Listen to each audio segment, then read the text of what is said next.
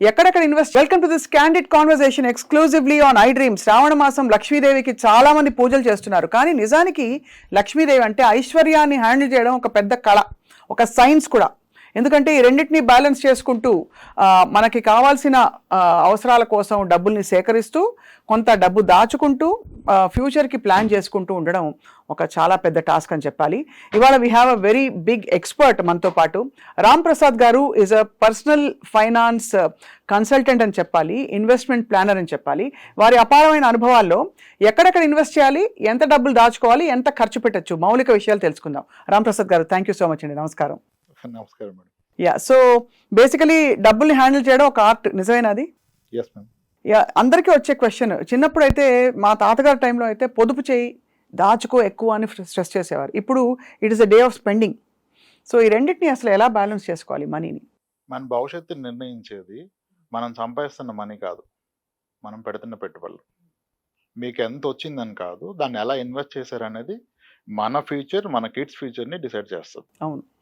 So ఒక individual వ్యక్తి యొక్క లైఫ్లో ద మోస్ట్ ఇంపార్టెంట్ థింగ్ ఏంటంటే it has to B investment and protecting his family. మళ్ళీ పాయింట్ వైజ్ చెప్పండి. రిస్క్ కవర్ ఉండాలి, అవసరాలకి డబ్బులు ఉండాలి, మూడోది ఫ్యూచర్ నీడ్స్ని ఐడెంటిఫై చేయాలి, నాలుగోది బహుశా లగ్జరీస్కి ఇతరత్ర ఇప్పుడు ఇంటెలిజెన్సెస్కి కూడా కొంత బఫర్ ఉండాలి. ఒక వ్యక్తి లైఫ్లో ఎంత సంపాదించాడు ఎంత ఇంపార్టెంటో, దాంట్లో ఆయన ఎంత అనుభవించారు అనేది కూడా ఇంపార్టెంట్. అవును కదా. I see lot of people after making money, creating more assets, they still live poor and die rich. అంతే. That's the biggest disease today. Disease కదా అది యాక్చువల్లీ. అదే నిజం. ఎంత ఎక్స్పెన్సెస్ తగ్గించండి అనేది తప్పు. ఖర్చు పెట్టుకోండి, భవిష్యత్తు కూడా దాచుకోండి. అవును. ఖర్చు పెట్టడం మానేసి భవిష్యత్తు గురించి దాస్తే భవిష్యత్తులో ఇద్దరు ఉండకపోవచ్చు. కరెక్ట్. అంతే కదా. You need to have a decent life style, quality life style, travel, clothing, food, vacations, everything is need in life. It's not just saving money. Ram Prasad గారు, చాలా మందికి డౌట్లు ఉంటాయి, అంటే how to make this wise decisions అని చెప్పి. So కొన్ని నేను అందరి తరఫున కొన్ని క్వశ్చన్స్ అడగబోతున్నాను మిమ్మల్ని. ఫస్ట్ ఆఫ్ ఆల్, ఒక వ్యక్తి, ఒక వర్కింగ్ ఎంప్లాయీ ఇంటికి వచ్చే ఇన్కమ్ని ఎలా ప్లాన్ చేసుకోవాలి, ఏ రేషియోలో సేవ్ చేయాలి, ఎంత ఖర్చు పెట్టాలి? There is a private sector employee who is making 80,000 per month. He is just 32 years, having one kid, no dependents. His parents are well off. Both are pensioners. They can't even spend their pension. They are also giving him some money. అవును. ఇంకా అతని story వేరు. If there is a person who has a dependent parents ఆరోగ్యంగా లేరు, సిబ్లింగ్స్లో కూడా కొందరు settle అవ్వలేదు, ఇంకా డిపెండ్ అయి ఉన్నారు, అప్పుడు ఆయన స్టోరీ వేరు. ఇంకా సేవింగ్ ఎక్కడ? ఆ 80,000 బాధ్యతలుగా సరిపో. అవును. అప్పుడు ఆయన ఫోకస్ చేస్తుంది ఇన్కమ్ పెంచుకోవటం మీద, సేవింగ్స్ మీద కాదు. మొదటి వ్యక్తి ఆయన విహారయాత్రలు కూడా ప్లాన్ చేసుకోవచ్చు. కాబట్టి పరిస్థితిని బట్టి స్టాండర్డ్ ఉండదు. నాకు ఎక్కడ నచ్చదంటే, చాలా మంది ఇప్పుడు చాలా స్టాండర్డ్ ఫార్ములా ఏంటంటే, మీ ఏజ్ ఎంత ఉంటే అంత డెట్లో పెట్టండి, 100 minus me age has to be equity. అంటే ఎక్స్ప్లెయిన్ చేయండి ఒకసారి. చాలా చూసే వాళ్ళకి డెట్ ఈక్విటీ అనేది టెక్నికల్ పదాలు. రిస్క్ లేకుండా గవర్నమెంట్ బాండ్స్ కానీ, బ్యాంక్ ఫిక్స్డ్ డిపాజిట్స్ కానీ డెట్ కింద కన్సిడర్ చేస్తాము. ఈక్విటీ మార్కెట్స్లో నేనైతే మ్యూచువల్ ఫండ్స్ వరకు ఆగిపోతాను, స్టాక్స్ వరకు వెళ్ళే ధైర్యం చేయను. వాటిలో పెడితే దాన్ని ఈక్విటీ మ్యూచువల్ ఫండ్స్ అంటాం. ఇప్పుడు 30 ఏళ్ళ వయసు ఉంటే మీరు 30% మాత్రం డెట్లో పెట్టుకొని ఫిక్స్డ్ ఇన్కమ్ ప్రొడక్ట్స్లో, మిగిలిన రిస్క్ ఉన్నా సరే డబ్బులు ఎక్కువ వస్తాయనే దాంట్లో పెట్టుకోమని చెప్తారు. నేను అంటాను, మీకు వస్తున్న ఇన్కంలో కాదు ఈ ప్రపోర్షన్, మీ ఓవరాల్ నెట్వర్క్లో ఈ ప్రపోర్షన్ చూసుకోవాలి. మీకున్న నికర ఆస్తిలో ఇది వాడండి. కానీ అది ఎవరు వాడలేరు. ఎందుకంటే ఈ నాలెడ్జ్ వచ్చి 40 ఇయర్స్ 36 ఇయర్స్ వచ్చి, 2 కిడ్స్ వచ్చి, నేను ప్రైవేట్ సెక్టర్ ఎంప్లాయీ, నా జాబ్ ఆగిపోతుంది, తర్వాత కావాలి అని ఇన్వెస్ట్మెంట్ థాట్ వచ్చే టైంకి ఇతను ఆల్రెడీ కొన్ని చేస్తుంటాడు. పేరెంట్స్ నుంచి కొన్ని ఆస్తులు వచ్చి ఉంటాయి. ఇప్పుడు అవన్నీ కలిపి 4 కోట్లు ఉందనుకోండి. Let say someone is lucky enough, వాళ్ళ పేరెంట్స్ ఇచ్చారు, ఊర్లో ఒక పొలం ఇచ్చారు, ఇక్కడ 2 స్థలాలు కొన్నాడు, ఒక అపార్ట్మెంట్ కొన్నాడు, 4 కోట్లు ఉంది. ఇప్పుడు ఇతని జీతం 1 lakh ఉంది, ఇతని ఏజ్ 40. ఇప్పుడు ఇతను ఆ రూల్ ప్రకారం 40% డెట్లో పెట్టి 60% ఈక్విటీలో పెడితే, అతను అసలు పెడుతున్న అమౌంట్లో కదా, మళ్ళీ ఇది అతను మొత్తం జీతంలో కాదు కదా. అవును. అప్పుడు అసలు ఎన్నాళ్ళు పోతే ఏం సాధిస్తాడు ఈక్విటీలో? అవును. ఇప్పుడు పెడుతున్న 20,000లో మళ్ళీ 40% డెట్లో పెట్టి 12,000 ఈక్విటీలో పెడితే, 10 ఏళ్ల పాటు పెట్టినా ఆయన పెట్టింది ఎంత, వచ్చేది ఎంత, ఆ రోజుకి మన అసెట్స్ మళ్ళీ పెరుగుతాయి. అప్పుడు ఓవరాల్ ఆయనకున్న ఆస్తుల్లో చూస్తే మళ్ళీ ఈక్విటీ కాంపోనెంట్ 5% కూడా ఉండదు. కరెక్ట్. సో ఇది మీరు పెడతన్న అమౌంట్లో కాదు, మీకున్న నికర ఆస్తికి ఈ రూల్ అప్లై చేస్తే మేబీ మీరు సేఫర్ సైడ్ ఉంటారు. నికర ఆస్తి నెట్ వర్త్ ని ఒక వ్యక్తికి ఎలా క్యాల్కులేట్ చేయాలి? ఆస్తులు మైనస్ అప్పులు, అంతే. కానీ అది చూసుకొని మురిసిపోతారు. దాంట్లో లిక్విడ్ అసెట్ ఎంత చూసుకోవాలి. ఆస్తుల్లో లిక్విడ్ అసెట్ కూడా ఉంటుంది కదా, అంటే అదే ఆస్తి fixed deposit లు- లిక్విడ్ అసెట్ అనుకోవడం తప్పు. అంతే. మీ గోల్డ్ ఈజ్ లిక్విడ్, మీ బ్యాంక్ ఎఫ్డి ఈజ్ లిక్విడ్, మీ మ్యూచువల్ ఫండ్స్ ఆర్ లిక్విడ్, మీ స్టాక్ ఈజ్ లిక్విడ్. మీకున్న స్థలాలు పొలాలు లిక్విడ్ కాదు, ఇల్లిక్విడ్. ఇప్పుడు ఒకసారి మీరు అన్నట్టు వాళ్ళ పరిస్థితిని బట్టి వాళ్ళు ఎంత ఇన్వెస్ట్ చేయాలి, ఎంత సేవ్ చేయాలి అని అంటున్నారు కదా. ఆ, ఉదాహరణకి కొండ గుర్తులు కొన్ని ఉంటాయి. నా జీతంలో ఎంత భాగం నేను ఈఎంఐలు పెట్టుకోవచ్చు, ఎంత భాగం నా జీతంలో నేను హౌస్ రెంట్ కట్టచ్చు, ఒకవేళ ఈఎంఐ లేదు బట్ హౌస్ రెంట్ ఉంది. What is the reasonable percentage అంటే ఏం చెప్తారు సార్? అదే మేడం, ఫస్ట్ నేను స్టార్ట్ చేసిన కన్వర్జేషన్. ఇప్పుడు 8 కోట్లు ఆస్తున్న వ్యక్తి అతని జీతంలో 50% రెంట్ కడితే కూడా తప్పలేదు. ఎందుకంటే ఆయన ఫ్యామిలీ ఏమి ఈయన జీతం మీద డిపెండెంట్ లేదు. ఆయనకున్న అసెట్స్ విల్ టేక్ కేర్ కదా, అవి చూసుకుంటాయి కదా, అప్పుడు ఎంతకైనా వెళ్ళిపోవచ్చు. నీకు ఏ ఆస్తి లేనప్పుడు ఇదే ఆధారం అయినప్పుడు ఎంత తక్కువ పెడితే అంత మంచిది. ఓహో. ఆ తక్కువలో మళ్ళీ సరైనది ఏది సరికాందేది చూసుకోవాలి. ఇప్పుడు పిల్లల ఎడ్యుకేషన్ అనేది the best investment in life. అదే ఇప్పుడు అక్కడ కాంప్రమైజ్ అయిపోయి అక్కడ నేను లక్షలు పోయిను, 1000 పోయిను అంటే భవిష్యత్తు ఎలా? కరెక్ట్. ఇప్పుడు I see lot of people, అంటే నేను ఇప్పుడు నా వయసు చిన్నదైనా నాకంటే పెద్దవాళ్ళని చాలా మందిని కలుస్తాను కదా, చాలా మంది దే ఆర్ మోస్ట్ హ్యాపీ. వాళ్ళ పిల్లల మొదటి జీతం వీళ్ళ చివరి జీతానికన్నా ఎక్కువ, లేదా ప్రజెంట్ జీతానికన్నా ఎక్కువ. అవును. అది అలా పాసిబుల్, అలా సాధించగల చాలా మంది ఆస్తులు ఏం కూడబెట్టలే, అవును. పిల్లల్ని ఆస్తులుగా ఫీల్ అయ్యారు. వాళ్ళతో ఎక్కువ టైం స్పెండ్ చేశారు. మనీ ఒక్కటే కాదు, టైం కూడా స్పెండ్ చేయాలి కదా. వాళ్ళు ఆ టైం స్పెండ్ చేశారు, వీళ్ళ కష్టాలు చెప్పారు, వీళ్ళ ఆస్పిరేషన్ వాళ్ళకి చెప్పారు. అమ్మ నువ్వు డాక్టర్ అయితే ఇంకా మన కుటుంబంలో తరహాల్లో నువ్వు ఫస్ట్ డాక్టర్ అవుతావురా, అందరూ నా గురించి చెప్తాను, నేను గర్వంగా తిరుగుతాను. ఒక తను చెప్తే కూతురు అవుతుంది. డబ్బులు ఒకటే ఇచ్చేస్తే అవుతుందా? ఆ టైం అండ్ మనీ పెట్టిన వాళ్ళు వేరేది పెట్టలేదు. రైట్. సో కాబట్టి స్టాండర్డైజేషన్ లేదు ఎంత పెట్టాలని. ఆయనకు తెలుసు. ఇంకా నాకు వచ్చే జీతంలో ఇల్లు కొనలేను అనుకున్న వ్యక్తి పూర్తి జీతాన్ని పిల్లల మీద పెడితే ఆ పిల్లలు ఈరోజు ఆయనకు అద్భుతమైన ఇల్లు కొనిచ్చారు. అవును. ఎంతో మందిని ఫోర్స్డ్ విఆర్ఎస్ తీపించారు. అంటే రిటర్న్ వచ్చే ఇన్వెస్ట్మెంట్ మీద పెట్టాలి. పిల్లలు అన్నిటికంటే పెద్ద ఆపర్చునిటీ మీకు ఇన్వెస్ట్మెంట్ పరంగా, కానీ అక్కడ టైం కూడా పెట్టాలి. ఒట్టి మనీ పెడితే అవ్వకపోవచ్చు. అవును, కరెక్టే. కరెక్ట్. మీరు టైం స్పెండ్ చేయకపోతే వాళ్ళు మీ దారిలోకి రారు. రామ్ ప్రసాద్ గారు, గోల్డ్ ఒక చాలా ఫేవరెట్ ఇన్వెస్ట్మెంట్ మహిళలకి. మీరు రికమెండ్ చేస్తారా అసలు గోల్డ్ డబ్బులు పెట్టడం అనేది? గోల్డ్ యాజ్ అన్ ఆర్నమెంట్ నేను స్ట్రాంగ్ గా రికమెండ్ చేస్తాను. చేస్తారు as an ornament, not as a pure gold. Biscuit కొంటాను అది అంటే వద్దంటాను. ఎందుకంటే ఇప్పుడు ఒక కాయిన్ కొన్నాను నేను, ఆ కాయిన్ అయితే హోల్డ్ చేసి మా వైఫ్ కిడ్స్ చేసుకోలేరు. అది అలా ఉంటది. సో దానివల్ల ప్లెజర్, ఆనందం ఉండదు, ఇంటాంజిబుల్ బెనిఫిట్స్ ఏమీ లేవు. ఏముండదు. Only growth. గోల్డ్ ప్రైస్ పెరిగితే పెరిగింది అంట అంతే. అదే నేను ఆర్నమెంట్ కొంటే గోల్డ్ ప్రైస్ పెరుగుతుంది, మీరు అన్న ప్లెజర్ వస్తుంది. కానీ ఆర్నమెంట్ గోల్డ్ ఎక్స్చేంజ్ అయినప్పుడల్లా మనకి వేస్టేజ్ పోతుంది. మీరు పొందిన ఆనందంతో ఆ వేస్టేజ్ ఎంత? అంతే అంటారు. నీ కూతురు వేసుకుని తిరిగినప్పుడు 15% నీ కూతురు ఆనందానికన్నా ఎక్కువ అనుకుంటే దట్స్ రైట్. మీ అప్రోచ్ చాలా రియలిస్టిక్ గా ఉంది సార్. బికాస్ మామూలుగా ఆనందానికి ఎవరు వెలకట్టరు, డబుల్ డబుల్ డబుల్ డబుల్ అని చూస్తారు. కానీ ఆనందం అనేది ఒక ఇంటాంజిబుల్ అసెట్టే కదా. అదేమంటే నేను రెగ్యులర్ అమ్మాయి ఉంటే రెగ్యులర్ గా పుట్టినప్పటి నుంచి కొనుక్కో గోల్డ్ అని చెప్తాను. అంటే ఎలాగా ఒక అకేషన్స్ వచ్చినప్పుడల్లా గోల్డ్ కొట్టు పెట్టాలి పిల్లకి. అకేషన్ కి వచ్చినా, వేరే ఏమన్నా గిఫ్ట్స్ ఆమెకు వచ్చినా, గ్రాండ్ పేరెంట్స్ ఏదైనా ఇచ్చినా పెట్టుకోండి. అసలు గోల్డ్ స్కీమ్ కట్టమని చెప్పేస్తాను నేను. Gold scheme. ఎందుకంటే మీరు అన్నారు కదా మీకు వేస్టేజ్ మేకింగ్ పోద్దని, గోల్డ్ స్కీమ్లు అవి లేకుండా ఇస్తున్నారుగా. అవును. అప్పుడు అంటారు వాడు ఎత్తేస్తే ఏంటి, ఎత్తేసాడే అనుకోండి, మీరు కట్టేది ఎంత గోల్డ్ స్కీమ్లో? మీ జీతంలో 10%, అంటే ఒక 1 year లో కట్టేది 1 నెల జీతం. వాడు ఎత్తేసి 1 నెల జీతం పోతే జీవితం కోల్పోతారా? అంతే కదా. సో రిస్క్ ఎంత రిస్క్ తీసుకున్నాను అంతే.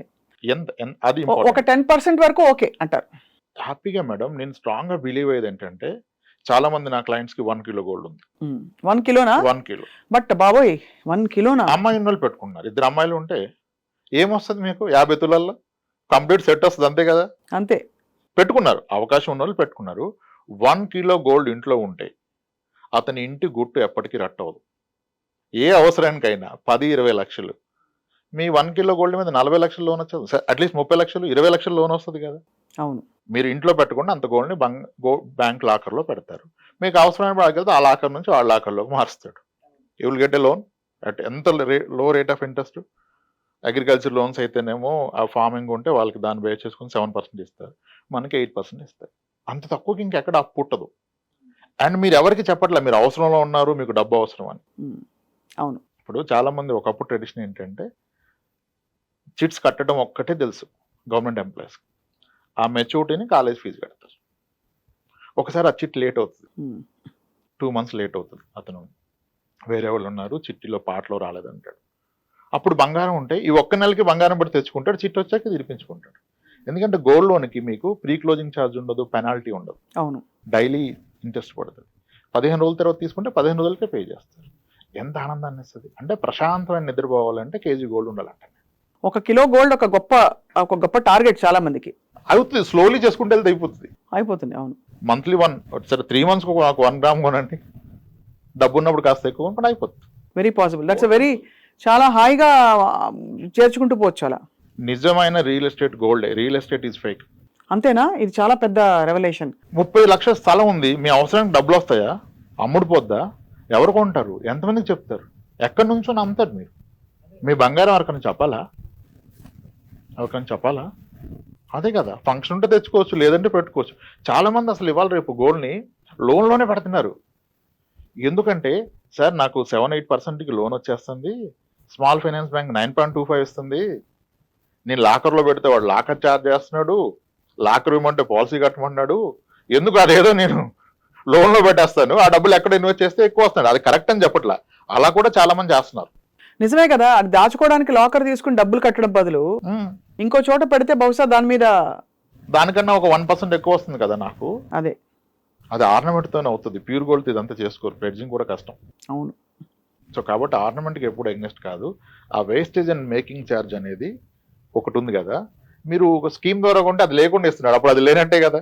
ఇంచుమించు అంతే కదా. స్కీమ్ ద్వారా కొన్నప్పుడు మీ ఇంట్లో మీ వైఫ్ చాలా హ్యాపీగా ఉంటుంది, she will wait for 11 months.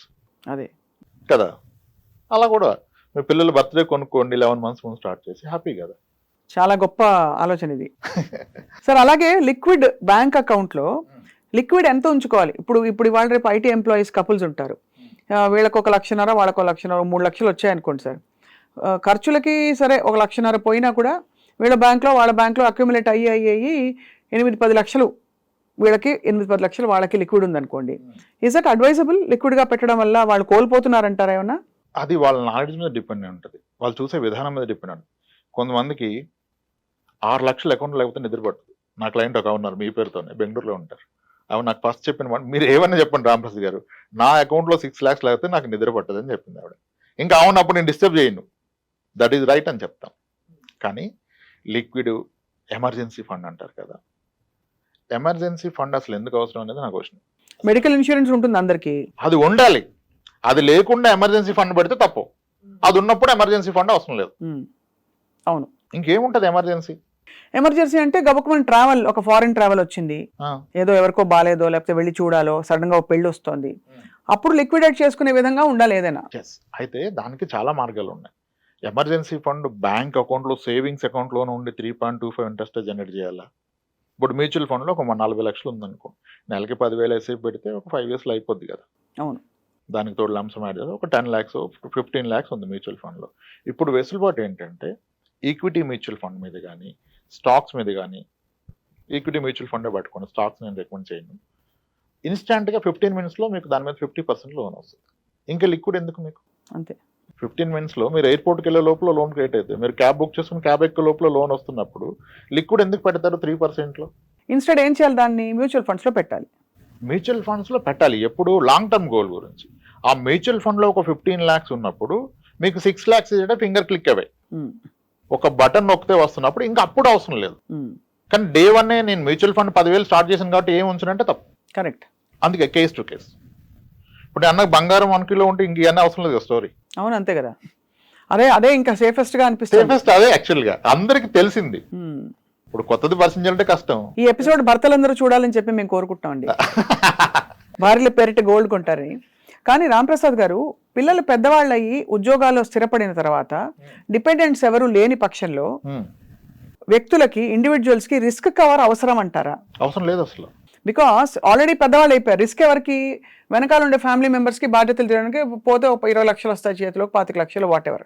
వాళ్ళు పెద్దవాళ్ళే స్థిరపడిపోయారు అనుకోండి, వీళ్ళకి రిస్క్ కవర్, లైఫ్ ఇన్సూరెన్స్ లో అవసరం. రిస్క్ ఉండటమే పెద్ద రిస్క్. అప్పుడు మీ వలన ఆదాయం లేదు, మీరు ఉంటే ఖర్చు, మీరు పోతే డబ్బు.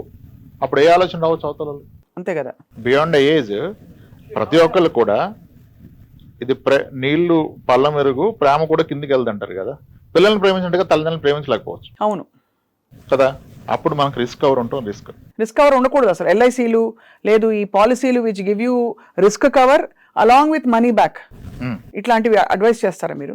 అసలు నేను అలాంగ్ విత్ మనీ బ్యాక్ చెప్పను. Risk has to be separate risk cover అంటాను. Only term insurance. దాన్ని మీరు ఇన్వెస్ట్మెంట్స్ మిక్స్ చేస్తే probably that will become wrong option. ఎందుకంటే మనకి రిటర్న్ తక్కువ వస్తుంది, చాలా తక్కువ వస్తుంది. బిలో ఇన్ఫ్లేషన్ వస్తుంది, ద్రవ్యోల్బణం కన్నా తక్కువ వస్తుంది. అప్పుడు మన మనీ పెరుగుతున్నట్టు కాదు, తగ్గుతున్నట్టు. సింపుల్గా ఒక typical endowment plan, guarantee return plan కడితే ఎలా ఉంటుంది? మీరు సంవత్సరానికి ఒక 20,000 కట్టారనుకోండి, 20 yearsలో మీరు కట్టబోయేది 4 లక్షలు. 4 లక్షలు గాను మీకు 8 లక్షలు వస్తుంటారు. చాలా బాగుంటుంది వింటాను. 8 లక్షల రూపాయలు వస్తుంది.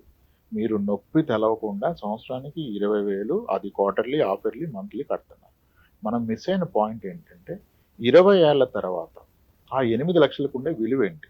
ఇన్ఫ్లేషన్ దట్ ఈస్ 1/4 అయిపోద్ది. యాక్చువల్లీ స్పీకింగ్ మనం కోల్పోతాం యాక్చువల్గా దాన్ని పీవీఐఎఫ్ అవన్నీ క్యాల్కులేట్ చేస్తే, అంతేగా. ఎస్, దాన్ని మిస్ అవుతున్నారు. మళ్ళీ ఇంకోటి, ఇతను 4 లక్షల పాలసీ కడితే ఇతనుకున్న లైఫ్ ఇన్సూరెన్స్ కవర్ 4 lakhs. అవును, పొరపాటున వ్యక్తికి ఏమన్నా 4 లక్షల ఫ్యామిలీ బ్రతకలేదు. అక్కడ 20 కట్టే బదులు 8,000 కడితే 50 లక్షలు టర్మ్ ఇన్సూరెన్స్ వస్తాయి. నిజంగా జరిగితే జరగరాంది ఈ 50 లక్షలు ఫ్యామిలీని సేవ్ చేస్తుంది.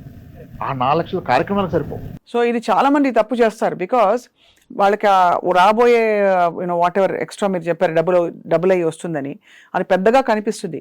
బట్ 10 ఏళ్ల తర్వాత దీని వాల్యూ ఏంటో తెలుసుకోలేరు. యావరేజ్ సాలరీ ఎంత ఉండొచ్చు అనుకుంటున్నారు మీరు ఒక government employee 30 years back? 30 years back మా ఇంట్లోనే మా పేరెంట్సే ఉన్నారండి. వాళ్ళకి ఎంత 17-20 వేలు కూడా ఉండేది కాదు. Central government employees. మళ్ళీ ఆల్ ఇండియా రేడియోలో పనిచేసిన మా పేరెంట్స్కి చాలా మధ్యతరగతి కుటుంబం అది. 4,000 ఉండేది మేడం. 4,000 అంటే మీరు అదే వీళ్ళు అనౌన్సర్స్ కాబట్టి కొంచెం హైయర్ ఎండ్ ఉంటుంది. అది హైయర్ ఎండ్. యాక్చువల్గా చాలా మంది, అంటే మేబీ మీరు కరెక్ట్ చెప్పారు లేదో తర్వాత వాళ్ళు ఇచ్చేద్దాం, కానీ చాలా మంది అడగగానే మాకు అప్పుడు 10 ఎంతండి, అసలు నేను ఫస్ట్ జీతం అడగను, అప్పుడు ఖర్చు ఎంత అంటాను. అప్పుడెంత సార్? 4-5 వేలు అంతా అయిపోయేది అంటాను. అప్పుడు అంత ఉండదని అంటే, లేదు సార్ మేము ఎప్పుడు మంచిగా బ్రతికామంటారు. మంచిగా బ్రతికారు కాదంటలేదు, కానీ 4-5 వేలు అసలు అయ్యి ఉండదండి అంటే, లేదు సార్ అంటారు. సరే సార్ మీ శాలరీ ఎంత అంటే, ఉండొచ్చు సార్ ఒక 10,000 అంటారు. అప్పుడు కూడా కరెక్ట్గా రారు వాళ్ళు. నేను అంటాను, సార్ ఒకసారి అది కూడా వదిలేండి, మీ ఫస్ట్ శాలరీ ఎంత అంటాను. 600 రూపాయలు సార్. 80 ఏళ్ళు ఎక్కానండి అంటాడు. 80 ఏళ్ళు 600కి ఎక్కితే మీరు, మీకు నెక్స్ట్ 10 ఏళ్ళు కాకముందే అది 10 రెట్లు పెరిగిపోద్దా? అంతే కదా. 3 సంవత్సరాలకి రెట్టింపు అయినా మా అంటే 2,000 ఉంటుంది మీ జీతం ఆ రోజుకి. 93-94కి మీరు 5,000 ఎలా ఖర్చు పెడతారు? అప్పుడు అంటాడు, ఇదే తేడాగా ఉంది సార్, ఒక్క నిమిషం ఆగండి అంటాడు. కరెక్టే సార్ మీరు చెప్పింది, నా శాలరీ 1,700 సార్ అంటాడు ఆయన. అప్పటి వరకు 10,000 చెప్పేస్తారు. అంటే ఇప్పుడు మనకు చాలా ఈజీ అయిపోయినాయి కదా. అవును, అలా మిస్లీడ్ అవుతారు. 1980sలో అయితే most of the central government employees salary కూడా below 1,000. Only gazetted officers use to draw 2,000. అంటే ఆ రోజు ఒక ఫ్యామిలీ, ఒక ఎంప్లాయీ ఉన్న family monthly average expense 1,000 rupees. ఈరోజు అదే ఫ్యామిలీకి పిల్లలు సెటిల్ అయ్యాక పేరెంట్స్కి హెల్దీగా ఉంటే నెలకు 30,000 ఖర్చు అవుతుంది. అవునండి. ఇన్ ఏ సింపుల్ లాంగ్వేజ్ ఇక్కడ మనం పట్టుకోవాల్సింది ఏంటంటే, 30 ఏళ్ల క్రితం మీకు నెలకి ఎంత ఖర్చు అయింది, ఇప్పుడు రోజుకి అంత అవుతుంది.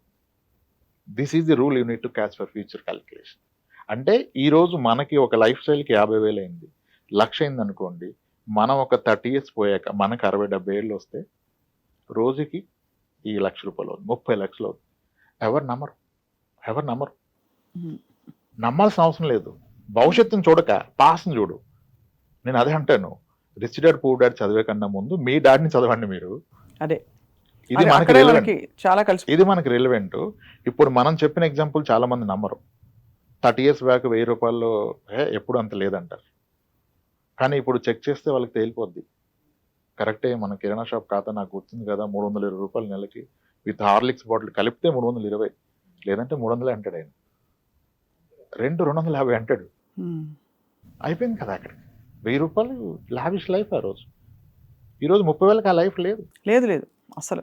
అది ఇన్ఫ్లేషన్. ప్రతి 30 ఏళ్ళకి మీ నెలవారీ ఖర్చు ఈ రోజు ఉన్నది 30 ఏళ్ళ తర్వాత రోజుకు అవుతుంది. వీళ్ళేమో 1,00,00,000 రూపాయలు వస్తే జీతం సెట్ అవుతుంది అంటాడు. అవును, అవదు, ₹1 వస్తే అవదు. Inflation is key madam. చాలా ఇన్ఫ్లేషన్ని దృష్టిలో పెట్టుకోవాలి ప్లాన్ చేసుకునేటప్పుడు. ఇక చాలా కీ టాపిక్ సార్, మ్యూచువల్ ఫండ్స్లో ఇన్వెస్ట్ చేసేటప్పుడు what are the factors to be taken in mind? అంటే వాళ్ళ ఏజా, వాళ్ళ అవసరాలా, వాళ్ళ బాధ్యతలా, ఏమిటుంటాయి? 3 ఇంకేమని చెప్తే అది కూడా. అంటే మ్యూచువల్ ఫండ్లో what I see common mistakes ఏంటంటే హైయెస్ట్ రిటర్న్ సర్చ్ చేస్తారు. నేను రిస్క్ తీసుకుంటాను కాబట్టి ఎంత రిస్క్ అయినా పర్లేదు నాకు, స్మాల్ క్యాప్ సెక్టర్ లిమిటెడ్, అది కాదు. మీ అవసరాన్ని బట్టి investment, not because of returns. కానీ అవసరాన్ని పక్కన పడాలి.